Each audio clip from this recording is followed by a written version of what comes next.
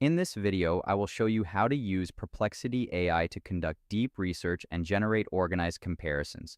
I'll begin on the main dashboard and move my cursor to the central search bar to start a new query.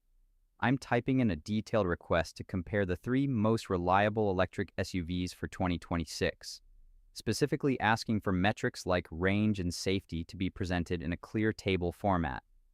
After clicking the search button, I can watch as the AI actively scans the web, gathering real-time data from car reviews and safety reports to ensure the information is current.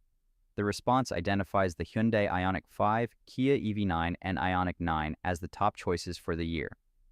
I'm scrolling down to the comparison table, which neatly organizes the reported range, safety ratings, and current consumer sentiment for each vehicle. The results explain that while the Ioniq 5 leads in long-term confidence, the EV9 stands out as a top family-friendly option. I can also review the summary of what the rankings mean and see the best picks categorized by specific priorities. Now, I want to dive into a more technical topic, so I'll use the follow-up bar at the bottom of the page. I'm asking for a summary of the latest April 2026 breakthroughs in solid-state battery technology and how they might affect smartphone battery life by the end of the year. I click Enter, and the AI immediately begins searching recent news sources and scientific journals.